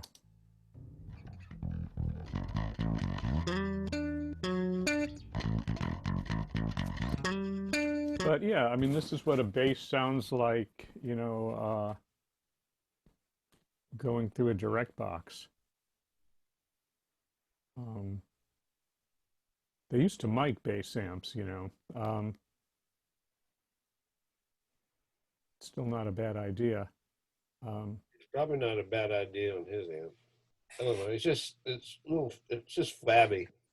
You know what I'm saying? Instead of just right there, it's just kind of flabby.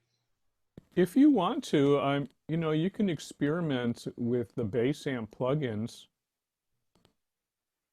So there's bass amp plugins in a garage band. Yeah, are you still seeing my garage band? I see the brown.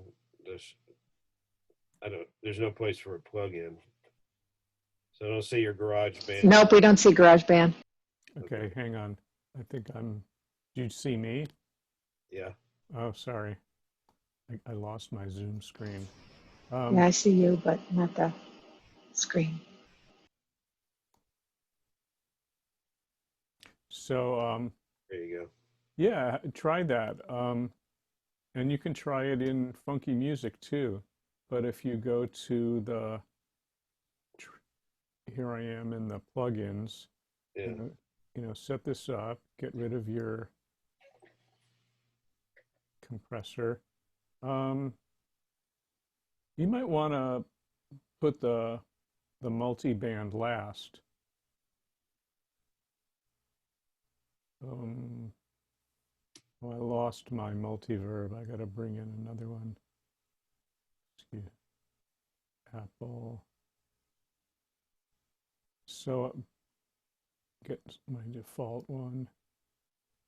Yeah, put this one last. But in plugins, they have amps and pedals, bass amp designer. Okay. And does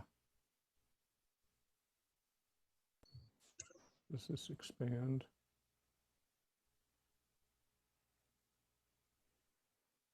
I'm going to make this bigger.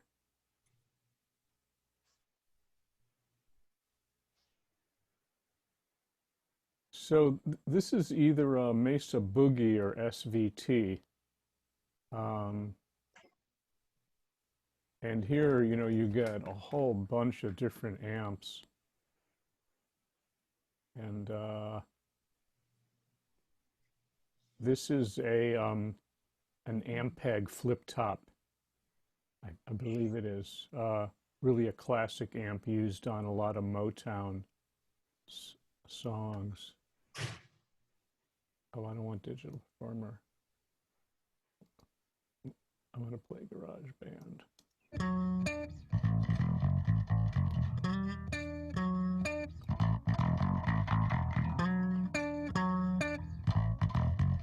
So you can really tweak these. And here you can select a balance between the amp and a direct box. That's the amp. Direct box. You can select the mic on the amp. You got a U87. This would be a what you would call it? It's an RE20. God, I can't think of the company that makes it. And then this would be a Sennheiser 421. oh, nice. On it, and then you can actually move the mic, in different Wow. speaker locations. Very cool. and got a graphic equalizer you can tweak. Yeah, you can really have a lot of fun. And with these, the big stack would be, you know, the big 810 Ampeg. This is used in a lot of rock bands. But yeah, actually, this sounds pretty good. Um, huge. You really can do a lot with the sound. Anyway, does everyone get how to use that? Yeah, Yeah, pretty cool. Um, that's that's insane. They had to record all that for that interface. record it? You know, like the placement of the mics and stuff like that. Well, this is modeling. Hmm. I mean, it's called. Um, so what, I mean, and the way they do it is they find a really good example, you know, of this piece of equipment, and, you know, they really study the way the circuit works. And it's very complicated. Like on these EQs, they interact. Like this, adjusting the bass in this range is going to sound different if the mids are up there. Yeah. Yeah, so it's very complicated, and it's pretty you know, staking the way they do this. But this is how they do all this stuff. Um, Wow. you know, how they model. Um, let me bring up other ones. Let me think of a good example. Um, like this is a really cool one if it opens up.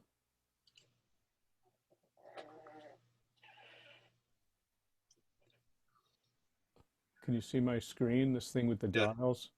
Yeah. So this is a really famous Fairchild stereo equalizer that's people who can find one of these in good shape just love them, you know, and really they're very expensive.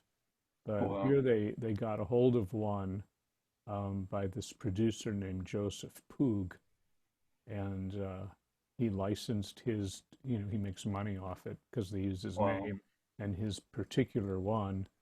Um, but they model, you know, how all these knobs work. Um,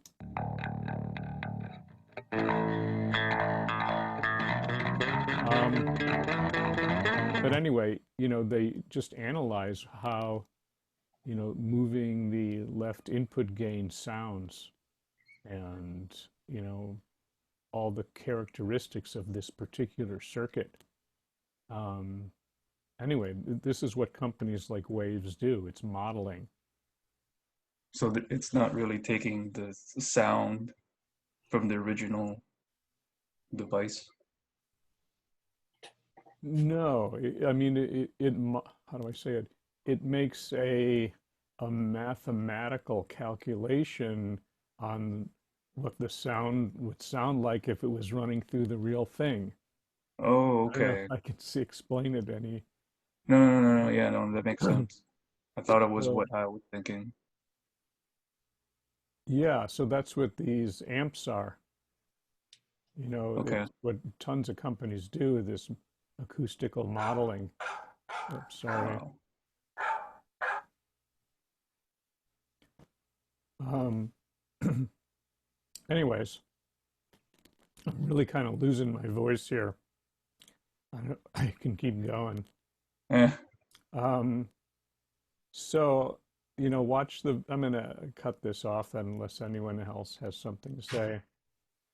Um, I've really lost the remote desktop feature in Zoom. Hmm. So I guess can't find it anymore. Um, anyways, so just contact me if you have any questions during the week, okay? I don't know Okay. where the rest of our class is. Um, So uh, I want to get with you. When do you want me to call you? So you're not. about what? Oh, I just some other stuff. Um, I don't know, just I'll be around. Okay, tomorrow. Yeah, tomorrow's good. Okay. No, these videos are really good, man. For me, anyway. I wish this is like last night. Like your video, I can stop and go back and stop and go back and write this Yeah. stuff. Okay. Well, I'll I mean, keep doing it. this is this is all last night, and it's just Yeah, I mean, I started to answer your questions. no. You can answer because it has to go at a certain thing, But maybe and we'll do it. We can look at it next week, yeah. Um, when you're more familiar with it. But I hope you'll get it. Try to finish funky music. Um, we'll do All Right Now. I'd like to try Brown Eyed Girl. what I want Yeah. you to do is find me if you can when you're sitting around, like you're sitting around a lot. I'm going to go ahead and buy another interface because I don't have the CD to plug in. So you can't get yours working? No. So I just need, you know what I'm trying to do. So find me an interface I can order from Sweetwater or Amazon. Okay. I mean, I work with Paul, but he doesn't want to be open. So, Yeah. because like I said, I mean, So, yeah, we've talked about this. What I would recommend you all buy. Um, I'm going to well, share my screen. $400 one. I just You need, said waves, right? Well,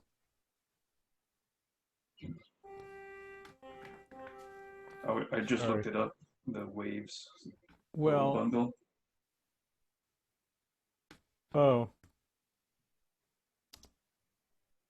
let me see. They're really having a lot of sales these days. Um,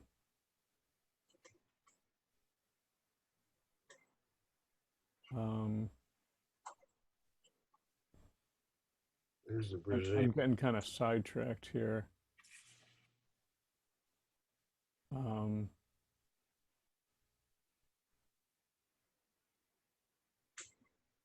yeah, wait for the sales. Watch it. I'll look at the bundles here.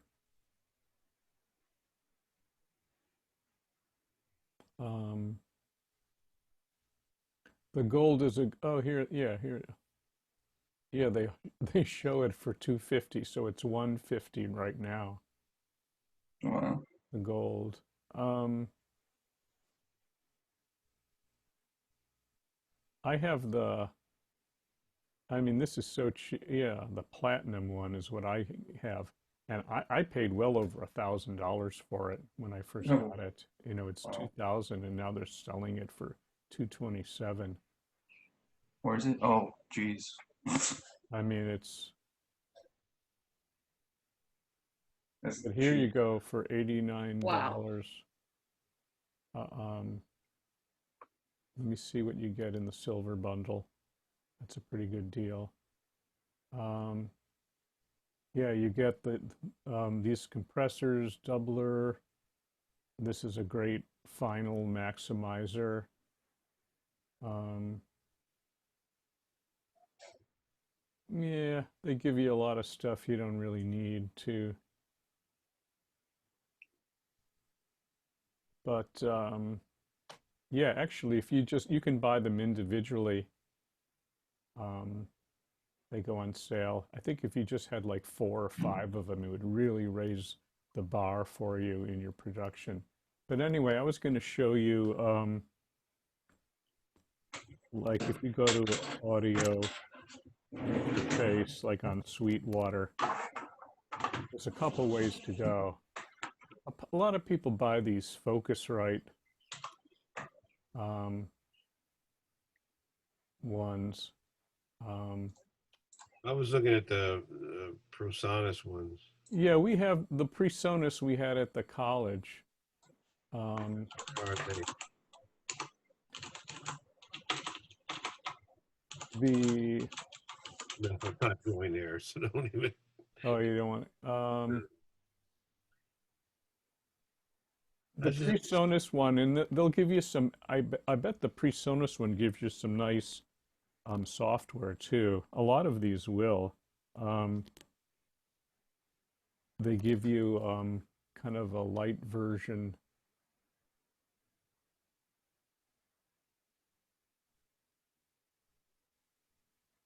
Yeah, we got this at the college, but you know, it gives you this microphone, um, which you probably, I don't know if you need that.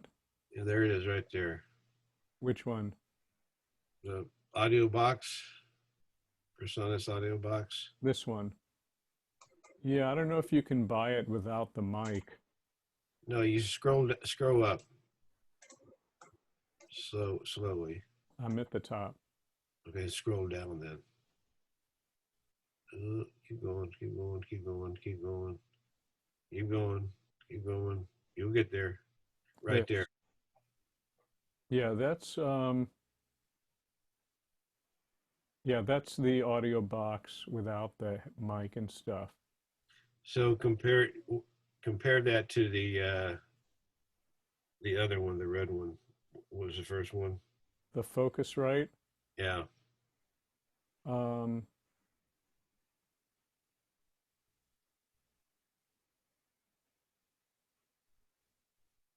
Let me just look at it here.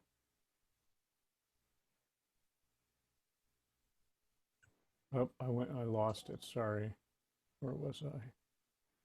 Darn it.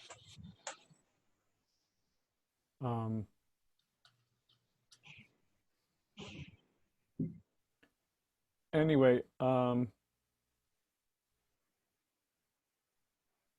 I have to look at this one. Well, this one only has one input, apparently. Yeah. Okay, one XLR.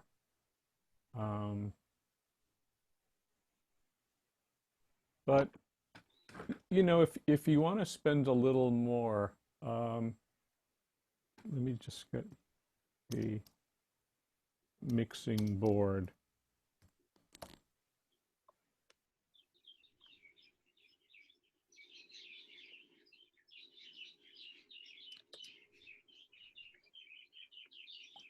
Hang on, I'm reading a couple things here. Like, look at this mixer here. This is like the Behringer. I'm not familiar with this one, but I just want to present the idea to you of another way to go. And that with this board, you get like a whole mixing board. Right. And I don't know if this one has effects in it, but you can do a couple things at once. And the one I own and is the Allen and Heath Z10 FX.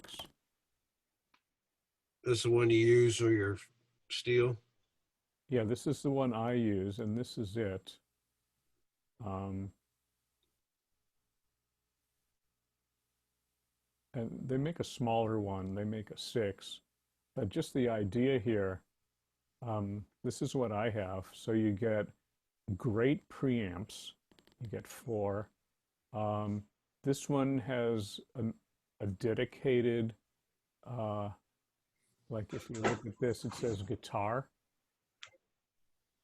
1 and 2. It's got a special switch on the back where it changes the impedance of the preamp to match a guitar plugged direct into it. And I use this for my steel guitar. And here you can see it's got a USB port. Okay. And you select that record button on each channel and it routes it to the USB. So you can select, you know, what you want to record. And this will appear in GarageBand, for example, you know, in your in your input. So it's an audio interface. It's got real nice effects, which you can record dry or with. You can select whether that's the effects return, and it has a record button. Good monitoring features, separate headphone, and the monitor level brings, um, the signal back from GarageBand, so you can blend that with what you're recording. And it has zero latency because it's essentially an analog front end. Oh, nice. So you won't hear any delay in your recording, which you often will, with an Cheaper interface. interface. Hmm? You often will hear it with a cheaper interface. Well, without an analog front end.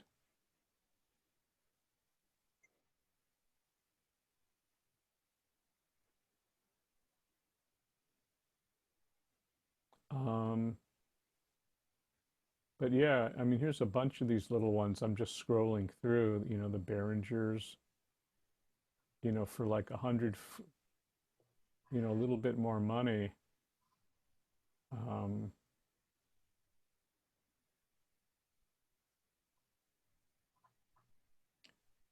yeah, like this one,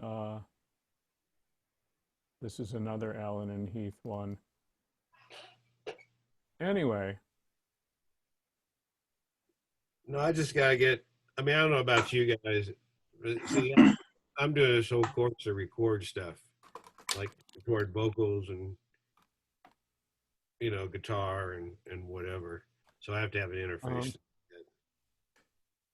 yeah, so, unfortunately, the PreSonus interface we had at the studio was lent out to another instructor who needed it for, um, his instruction. Um, but it's the setup of that is pretty easy. So yours is obsolete, Jim. They don't make a driver for it that'll work. Um, you have to get this CD and load it into the computer. No, you don't need a CD. You need the driver, and that's what I emailed you.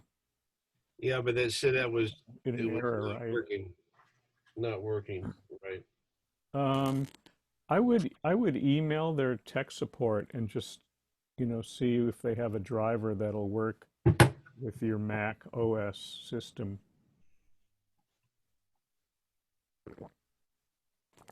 Yeah. But I mean, but these things, the companies don't put their resources into developing obsolete products. Um, but it might work. I was going to say if you can get it to me, I'll try it. Okay. Well, I'm not going to be doing anything real quick. It's Okay. just I just like we had talked about earlier that it'd be good if some part of the class would use the interface and recording bass or recording guitar or recording a vocal and Um, how. yeah, I can borrow one, but unfortunately, it's a little harder to do over Zoom. Right. Um, I know that. I mean, but anyway, I'm losing my voice, and we were like 20 minutes over our class time, so all right. Okay. this is a good place to end. Well, thanks for showing up. I'm concerned about other students that, they're just going to get really behind. I wonder if it has something to do with the Zoom, because you had two emails. Like you emailed me, I have my phone right here, and if anyone tries to contact me, I'm I'll look into this. Um, Yeah, Well, because I had it's been the three times, all three times you've sent that I link out know. the day before, and I've So had to call you. I think what I'll do is, if you can watch, I'll send out an email like an hour before the class, unless I get this resolved. because that Okay. seems to work. Okay, Yeah. because Brooke couldn't Okay. get in either. Oh wow. I think. Okay. Well.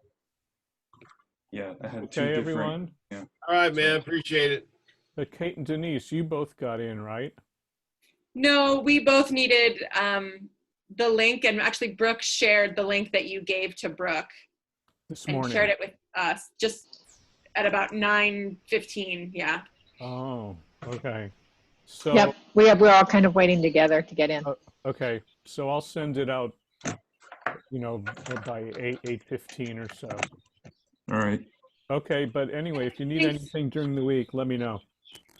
And I'll All right. put this Zoom up in a little bit. Okay? Okay. Everybody take care. You're gonna put today's lesson Yeah. on. Thank you. Yeah. Enjoy your weekend. See you, Yeah, it everyone. takes a couple hours to compress Very and funny. put Go up on. on YouTube. All right. Thanks. Okay. Bye. See you later. Okay. Bye.